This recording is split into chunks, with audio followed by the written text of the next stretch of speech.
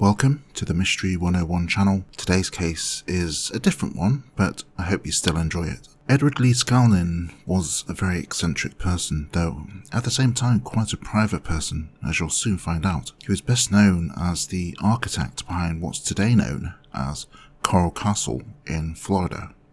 Now, you might well be wondering what this person is doing on a mystery channel, but it's to do with this castle he built, because, you see, the weight of some of the stones comes in at over 1,100 short tons. That's 997,903 kilograms, which he moved all by himself.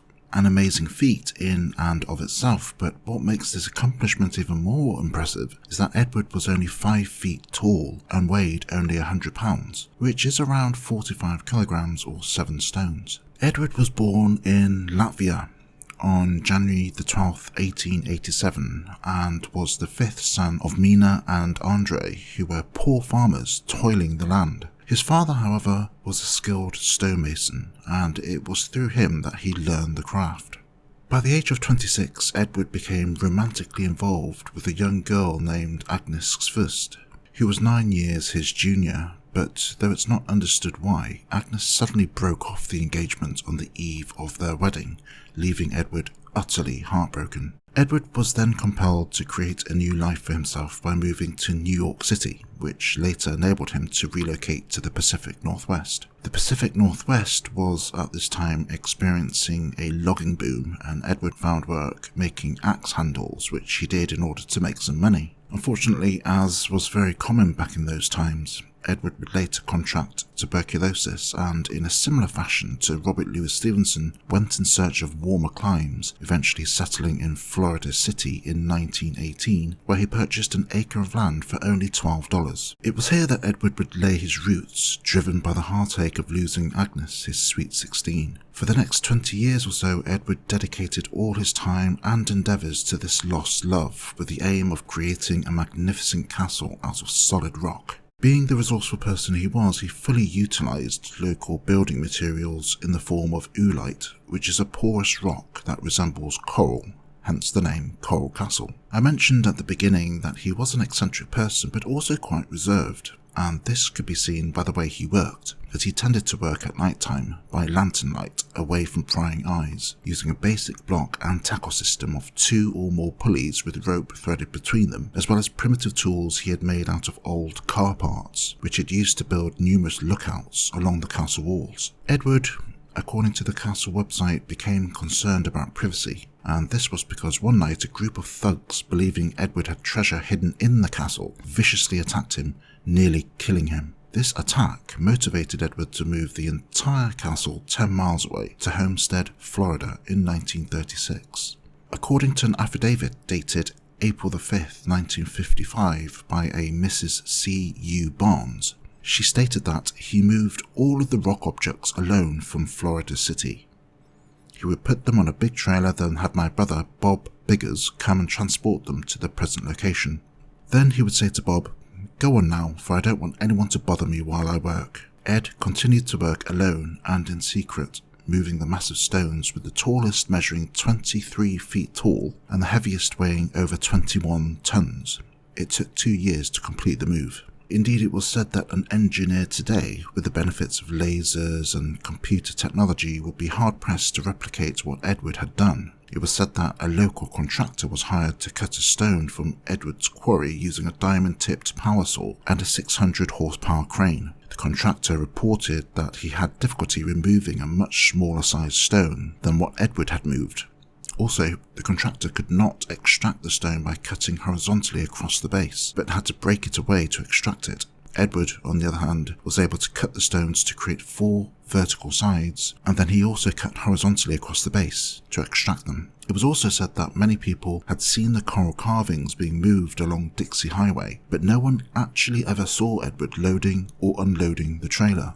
The castle has been renamed a few times, originally known as Ed's Place and then later Rock Gate Park, which in turn gave Edward the idea of making the castle much more accessible to the public, especially children, which is something he eventually did, charging only 10 cents, where he would even start selling hot dogs for the children, using a pressure cooker he had constructed himself. He also created a 9-ton gate that revolved with the slightest push, purported to be so finely balanced that even a 5-year-old could push it with one finger. It was later said that in 1986, when the door stopped working, it took 6 men and a crane to dismantle it in order to try and fix it, where only then were they able to grasp parts of Edward's secret. As the website states, Ed had drilled a hole through the 9-ton gate from top to bottom, perfectly centered, and inserted a metal shaft balancing the stone on an old truck bearing, so perfect that it turned with the wind. What caused it to stop working was the bearing had rusted out. Edward was not only a sculptor, but he was an inventor, a theorist, and scientist, who interestingly developed theories on the properties of magnetism and was the author of 5 pamphlets, 3 of which were dedicated to magnetic current, 1 to mineral, vegetable and animal life, and the last called A Book in Every Home, containing 3 subjects: Ed's Sweet 16, domestic and political views. Edward lived a very simple life. For instance, he never drove a car and would instead regularly ride his bike up to 4 miles into town for food and other supplies. But what about the mystery, and how did a frail man who was sickly as a child manage to accomplish such an incredible feat?